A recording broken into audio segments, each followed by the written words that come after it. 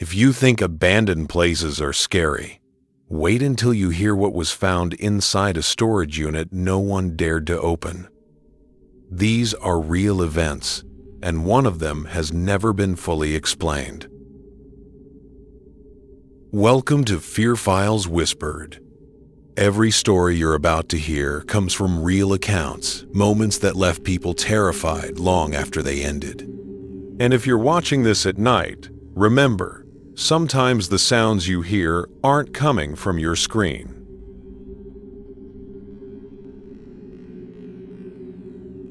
My name is Daniel Ross, and until 2023, I had never thought much about the storage facilities off Highway 66 inches Flagstaff, Arizona. To me, they were just another part of the American landscape, rows of metal doors, gravel lots, and flickering fluorescent lamps.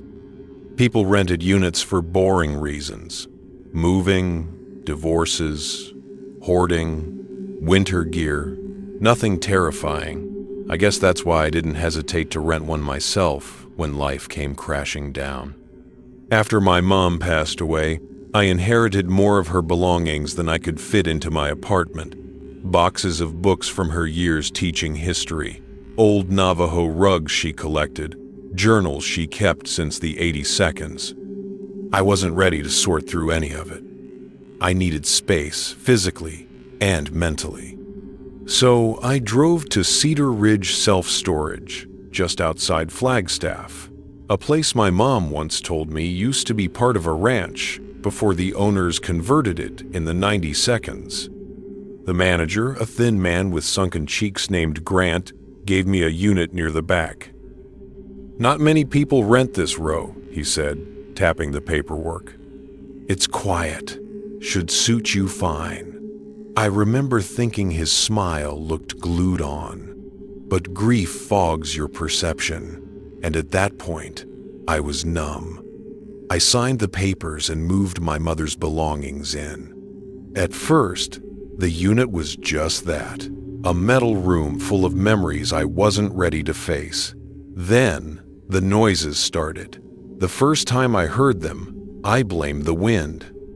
Northern Arizona gets these sharp, desert gusts that rattle loose panels. It didn't help that the facility was near the woods, where branches scraped against the fences like fingernails. But on the third night, around 1:30 inches the morning, I returned because I'd forgotten a journal I needed for probate paperwork. The place was pitch dark, except for a single orange lamp buzzing near the office. As I walked toward my unit, I froze. From the other side of the thin metal wall, I heard voices low, steady, and rhythmic, not speaking, chanting. I stepped closer, pressing my ear to the cold metal. It was unmistakable. A group of people, chanting in unison, their voices rising and falling like some ancient ritual. My heart began to pound. I glanced around. Every unit around mine was dark, padlocked, quiet. My rational mind scrambled for excuses. Teenagers screwing around, a radio, homeless squatters, but the sound was too coordinated, too purposeful. I backed away and practically ran to my car. The next morning, I went to the office. "Hey, is anyone renting the unit next to mine?" I asked Grant. He barely looked up from his computer. "Nope. The whole row is empty except for yours." "Are you sure? I heard something last night. People, I think." His eyes flicked to mine with something I still can't describe. Annoyance? Fear? Recognition? "These units are sealed," he said. "Nobody's in them. Probably coyotes." I knew how coyotes sounded. That wasn't coyotes. I tried to shake it off. I told myself it was just grief messing with my head. Mom was a historian, and she raised me on stories, local lore, Navajo legends, the tale of the Sinagua people who mysteriously vanished from the region centuries ago.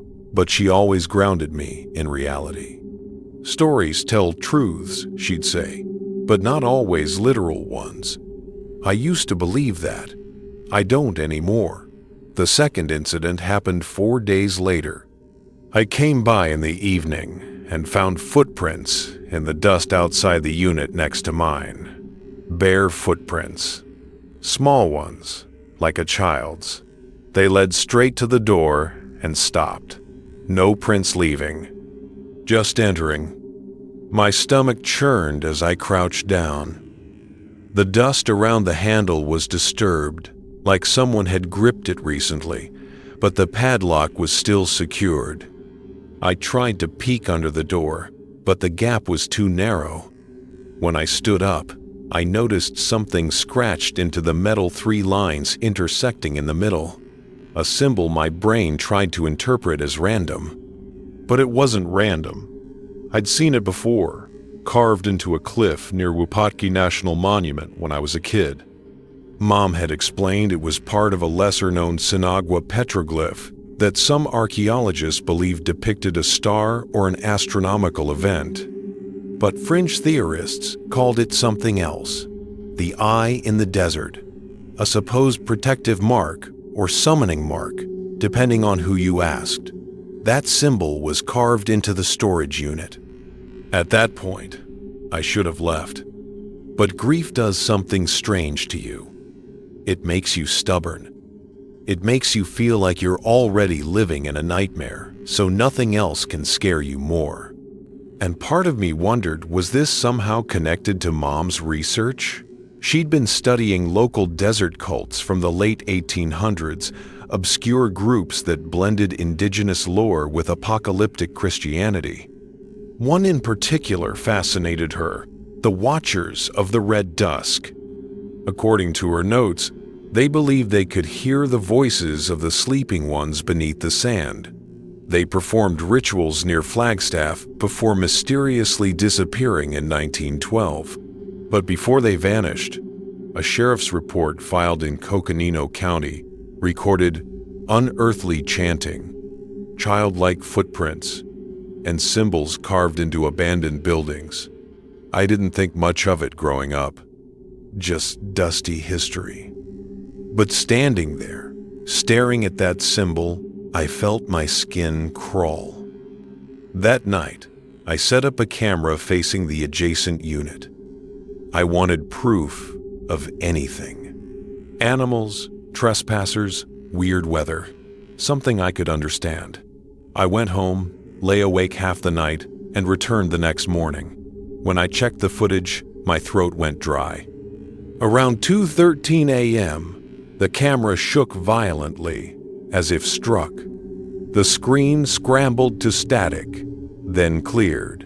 For 3 seconds, just 3, I saw them. 4 figures, standing in front of the next unit, motionless, cloaked in what looked like burlap or rough fabric.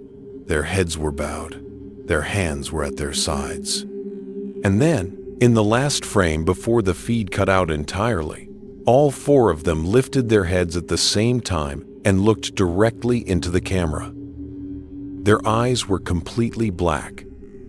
I dropped the phone. I drove straight back to the storage facility, adrenaline drowning out every instinct, screaming at me to stay away. When I arrived, everything was normal, quiet, empty, too empty. I went to the office, but the door was locked and the lights were off. There was a handwritten sign taped to the window: closed for family emergency. Return tomorrow. I stared at the sign, sick with dread, because the handwriting wasn't Grant's. I'd seen his signature on my rental form. This wasn't it. For the first time, I considered calling the police. But what would I say? Hi, I think a ghost cult broke into a storage unit. Please help? I ended up driving home instead. That night I had dreams, if they were dreams, of whispering voices, speaking in a language I didn't recognize, but somehow understood emotionally. A voice saying, "He hears, bring him." I woke up drenched in sweat. I shouldn't have gone back, but the next day, something was waiting for me in front of my unit. A box, wooden, old, The same symbol carved into its lid, and it was addressed to me by name. I stood there staring at the wooden box like it was something alive. The air around it felt heavier, as if the desert heat had suddenly thickened. I didn't touch it, not at first. Instead, I looked around the gravel lot, half expecting someone to be watching me from behind one of the metal doors or from the tree line beyond the fence, but nothing moved. No voices, no wind. Just an oppressive silence that made the back of my neck prickle. The box was old, older than the storage facility itself. Carved from dark wood, maybe mesquite, with the eye in the desert symbol etched deep into the lid. The edges were worn and the hinges were iron, hand-forged, not modern. It looked like something you'd find in a museum exhibit about 19th century desert settlers, and yet someone had left it right at my door, with my name scratched into a small strip of leather tied to the latch. Against every instinct I had, I picked it up. It was surprisingly light and warm, too warm, as if it had been sitting near a fire. I unlocked my unit, stepped inside, and set the box on an old folding table. Dust motes floated in the beam of sunlight coming through the doorway, settling on Mom's belongings. For a brief moment, the grief hit again, sharp, raw, overwhelming. She would have known what to do with this. She always knew how to make sense of things. I opened the box. Inside was a single object, a small stone tablet, maybe 6 inches across. It looked volcanic, black and porous, but etched with the same symbol that was on the box, except this one was more elaborate, with lines radiating outward like sunbeams or tentacles. And beneath it was a folded piece of paper. My heart hammered as I unfolded it. I recognized the handwriting immediately. It was my mother's. Daniel, it read, "If you're reading this, then it has begun again. Do not trust the men who watch at dusk. Their eyes are not their own. Burn the tablet. Don't look into the dark. I'm sorry." The paper slipped from my hand. My legs went weak. I had to sit down. My mother, my rational, scholarly mother, had written this. She never believed in the supernatural. She debunked local legends for fun. If she wrote this, she either went insane or she saw something she couldn't explain. Neither possibility brought me comfort. I stared at the stone tablet.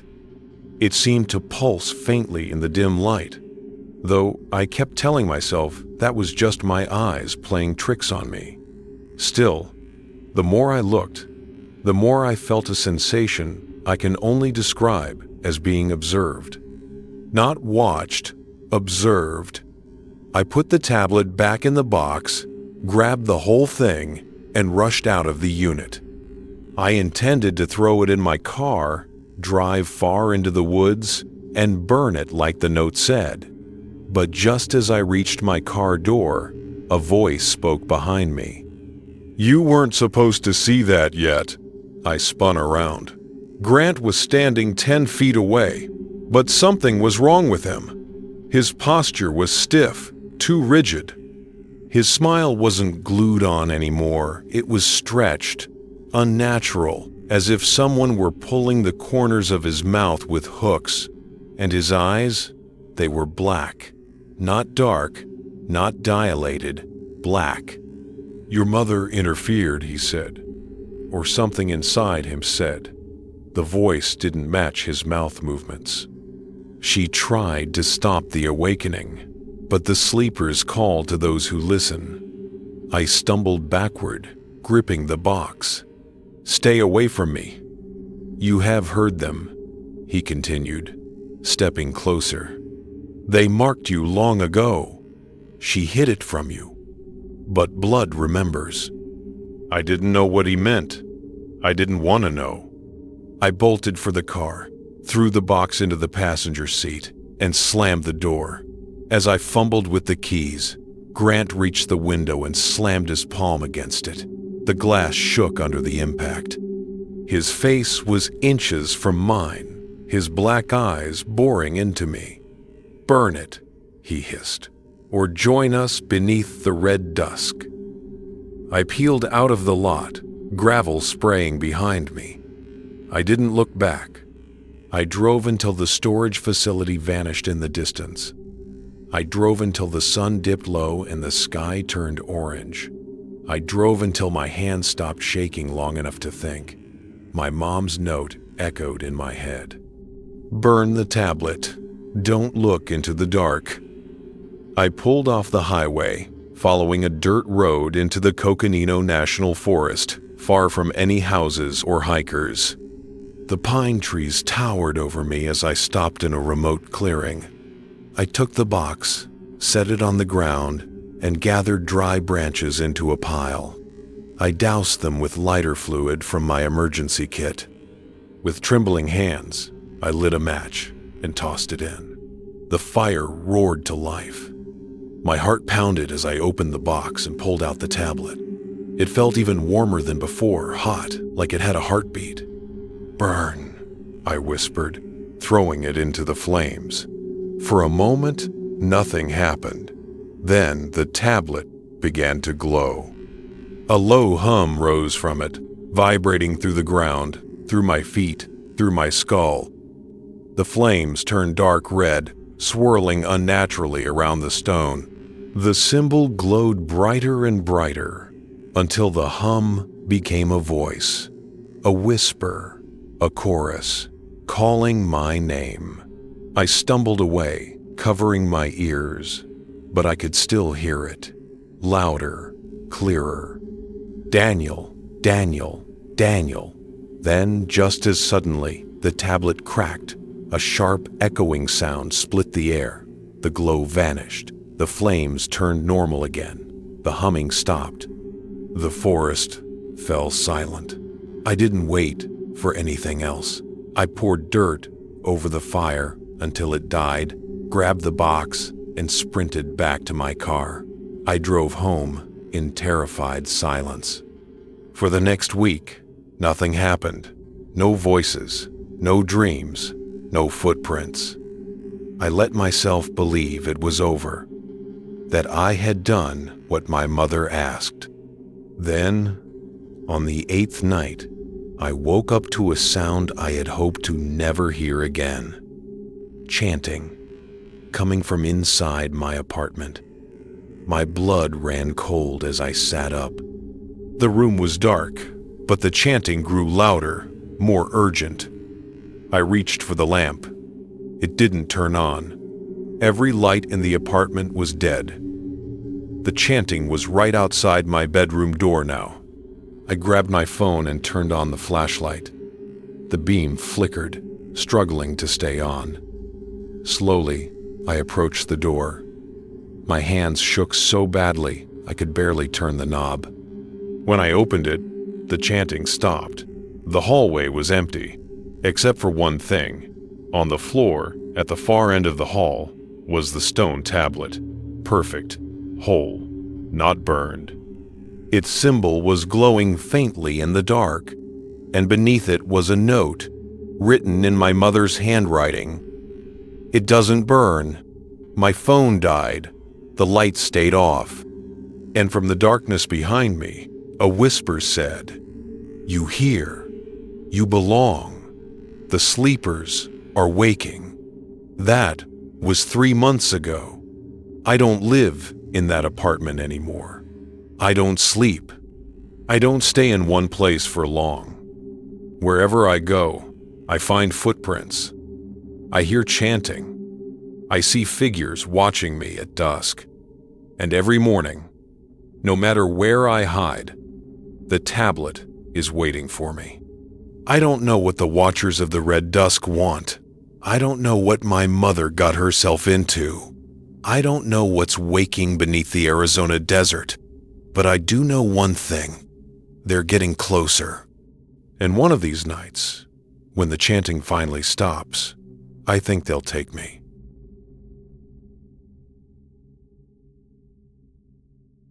My name is Aaron Hale, and if you had met me a year ago, you'd never believe the things I'm about to tell you. Back then, I was the kind of person who rolled my eyes at ghost stories, who believed every strange sound had a logical explanation, who thought the world was too modern, too mapped, too understood for anything supernatural to hide in the cracks. Then I went to the retreat in Big Sur, California, and now I don't believe anything I believed before.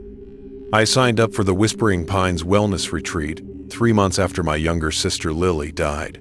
She was hit by a drunk driver on Highway 1 just south of Bixby Bridge. I replay that night constantly.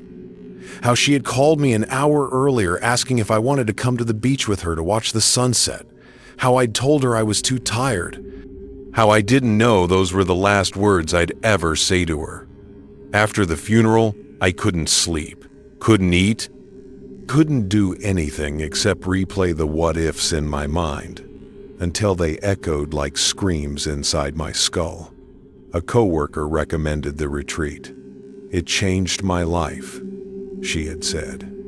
It's not like a regular meditation retreat. It's deeper, more emotional. It helped me let go. Let go. That's what I wanted more than anything, to let go of the guilt that felt like a weight strapped to my ribs. So, I signed up. The retreat was held near the cliffs of Big Sur, on land that used to belong to the Esalen people before the Spanish arrived in the 1700s. I knew a little about the area's history, how early missionaries recorded strange ceremonies held at night, how coastal winds carried sounds that were often mistaken for voices. Some said the Esalen believed the cliffs whispered to them. I didn't think much of that at the time. I think about it constantly now. When I arrived, everything felt normal at first, peaceful even. The property had cabins scattered among towering redwoods, and beyond them you could hear waves crashing far below. The air smelled like salt and pine and damp earth. The staff greeted me warmly, though something about their smiles lingered a bit too long. The leader, a woman named Mara, introduced herself to the group. She was tall, serene, dressed in sand-colored linen, with hair the color of driftwood and eyes too pale to tell if they were gray or blue. She spoke softly, like someone who had never raised her voice in her life. "You are here to shed your burdens," she told us. But shedding requires silence, listening, becoming open to the world beneath your world. I didn't know what that meant. Maybe none of us did. There were 14 of us total, each dealing with our own grief, divorces, illnesses, deaths. We were all hurting, vulnerable, exactly the kind of people who would cling to anything that promised healing. That first night, after a simple dinner, Mara explained the rules. No phones, no speaking except during designated circles, no lights after 10 p.m., and absolute silence during the nightly ritual, which she called the hour of listening. "The world is louder at night," she said with a smile, "and some truths only whisper." At the time, I thought it was just mindfulness nonsense. But when the first night's ritual began, I realized how wrong I was. We gathered in a clearing between the redwoods. String lights were strung between the trees, soft and flickering, like they were about to burn out. The wind rustled through the branches above us, carrying the scent of the sea. "Sit, breathe, listen," Mara instructed. For the first few minutes, it felt like a normal meditation. My heartbeat slowing, my mind drifting. Then I heard it. A voice, faint, like someone whispering far away. At first, I thought it was the wind, but wind doesn't form words. Wind doesn't say your name. Wind doesn't sound like your dead sister. "Aaron!" I jerked upright, but no one else reacted. Everyone else sat with peaceful expressions, eyes closed, as if nothing were wrong. I told myself it was my imagination, stress, grief. But then I heard it again, clearer. Why did you leave me alone? My chest tightened, my throat closed. I wanted to scream, but something in the air, some pressure I can't describe, held me still. After the ritual ended, I tried to ask one of the staff members if anyone else had heard voices, but she simply placed a finger to her lips and gently shook her head. No speaking aloud. The next morning, during our group circle, Mara asked how everyone slept. People shared meaningless dreams, vague emotions. When she got to me, I hesitated. I heard something last night, I said. A whisper, like someone calling me. Her expression didn't change. And how did it make you feel? Terrified, I admitted. Because it sounded like my sister. The group went silent. Mara leaned forward. The cliffs carry echoes, she said softly. Many people throughout history have mistaken the wind in Big Sur for voices of loved ones. Even Father Sarah wrote about it in 1776. He called it the murmuring of the lost souls. I swallowed hard. So it's normal? It is natural, she corrected. But the question is, why did you hear her? I didn't answer. I didn't have an answer. That night, the ritual felt different, heavier, as if the trees themselves were listening. When we sat in the clearing, I felt the air shift around us, like something unseen had joined the circle. It wasn't until the lights flickered again, more violently this time, that I heard the whispering return. Not one voice, many, layered on top of each other, rising and falling like a tide. Then I heard Lily again. You left me, she whispered. You left me in the dark. My breath turned shallow. My fingers went numb. I tried to open my eyes, to get up, to leave, but my body wouldn't respond. I was frozen, trapped inside myself, listening as the voices grew louder, clearer, closer. One of them wasn't like the others. It didn't sound human. It rasped like someone breathing through broken glass. And it said, "She's listening now." When the ritual ended, I stumbled back to my cabin, shaking uncontrollably. I didn't sleep, partly because of fear, and partly because at 3:12 a.m., someone or something began walking slowly around my cabin. Bare feet on dry leaves. A shadow passed under my door. Then a whisper slid through the cracks in the wood, so close it felt like it was inside my ear. We hear you too. I didn't open the door. I couldn't. But the next morning, when I stepped outside, I found something pressed into the dirt right outside my cabin steps. A handprint, small, delicate, like a woman's, but the fingers were too long. Much too long, and the dirt inside the print was damp, though everything else around it was bone dry. That was when I first thought about leaving, but Mara found me during breakfast and sat beside me. No one else was near enough to hear. "I know you're frightened," she said, "but healing often begins in fear. You're closer to understanding your pain than you ever have been before." I didn't respond. "Tonight," she continued, "you'll hear more. Be prepared. The voices are opening you." I hated that word opening, as if I were an incision instead of a person. That night, the ritual didn't wait for us to gather. The whispering began before we even reached the clearing. The trees trembled. The lights flickered. The air buzzed with a low hum that felt like it came from beneath the earth. Mara stopped us at the edge of the clearing. "Tonight," she whispered, "you'll listen alone." My heart dropped. Alone?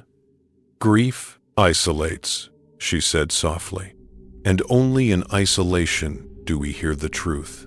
Staff members separated us, leading each person into the forest with a lantern. A young woman named Tasha took me down a narrow trail until we reached a small hollow surrounded by redwoods. She set the lantern on a stump, gave me a sympathetic smile, then walked back the way we came, leaving me alone in the dim, pulsing light. At first, nothing happened. Then the lantern flickered. The whispering began like before, soft, almost soothing. But then it grew louder, closer, more frantic, like dozens of voices crowding around me, trying to speak at once. Then they all went quiet. And one voice came through clearly. Lily's. "Aaron, I'm here!" My throat tightened. Tears welled in my eyes. "Lily, why did you leave me?" The guilt slammed into me like a physical blow. "I'm sorry," I whispered. "I'm so sorry." The lantern flickered violently, plunging the hollow into stuttering darkness. I felt something move behind me. A hand brushed my shoulder. Cold, light, not human. "You can follow me," Lily whispered. "You can come where I am." Something in me broke. I turned around. The lantern steadied for one brief flicker, enough for me to see what was standing behind me. It was not Lily. It was tall, wrong. Its limbs were too long, its head tilted too far, its eyes black and bottomless. But the worst part was its mouth open but still, while Lily's voice echoed from inside its unmoving throat. "Come with me," it whispered. I ran. Branches slapped my face. Roots tore at my feet. I didn't know where I was going. I just ran until the whispering faded into the trees. When I finally stumbled back into the clearing, panting, shaking, covered in scratches, Mara was waiting for me. She looked calm, almost pleased. "You saw them," she said. "Good. You're ready now." That was the moment I realized something horrifying.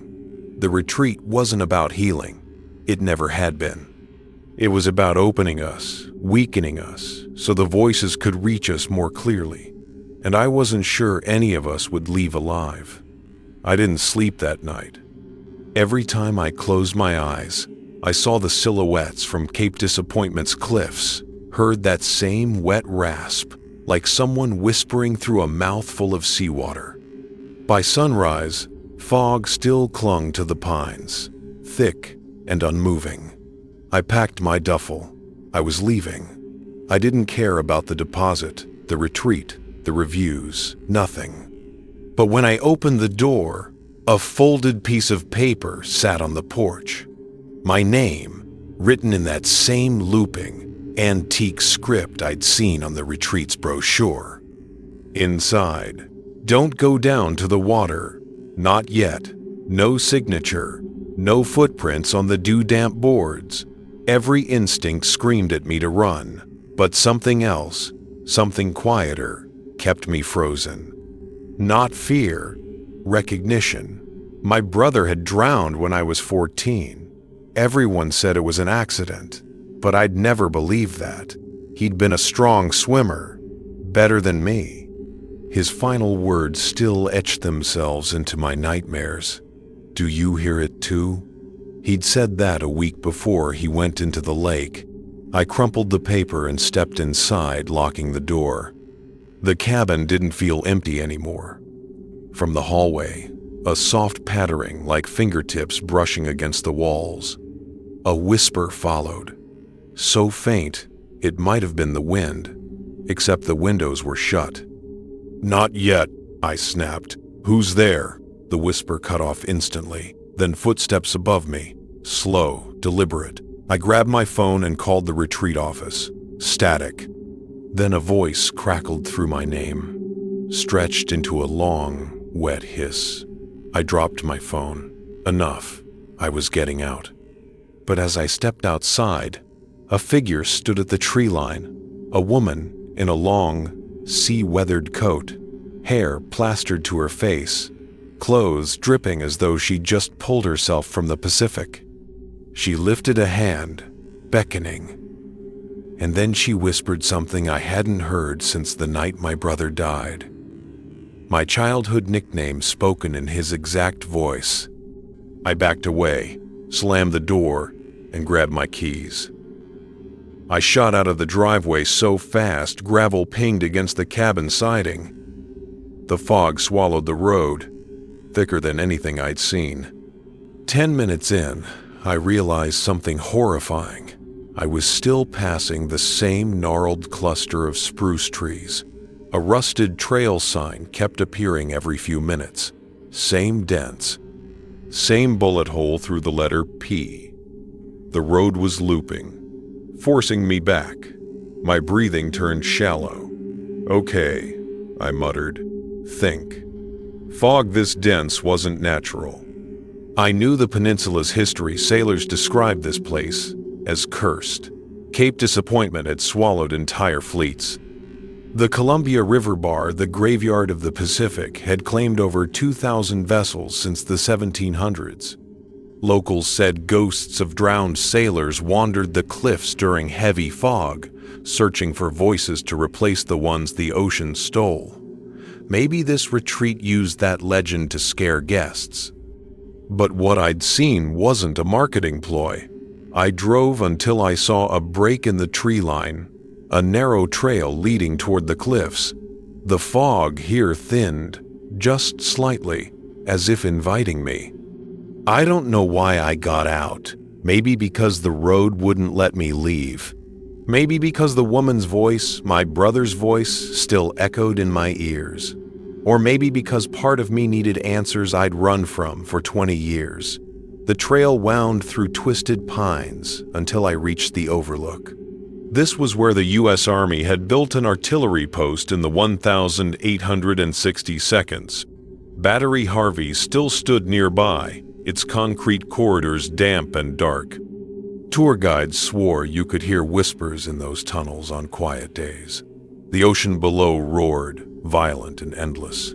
That's when I saw her again standing at the cliff's edge, coat dripping, head tilted unnaturally, like her neck had given up long ago. "Why are you doing this?" I demanded. She didn't move, didn't blink, just lifted one arm and pointed toward the water below. I didn't want to look, but something forced me to. The waves churned, frothing a distorted reflection of the sky, and beneath the surface, faces, pale, half-formed, twisting just below the waterline, watching me. Their eyes glowed faintly, like bioluminescent algae. My brother's face among them, mouth moving, whispering. I stepped back. "No, you're not real." A surge of cold shot up my spine as fingers freezing, impossibly strong, wrapped around my wrist from behind. I spun. The woman was inches away. Her eyes were hollow sockets filled with swirling gray mist.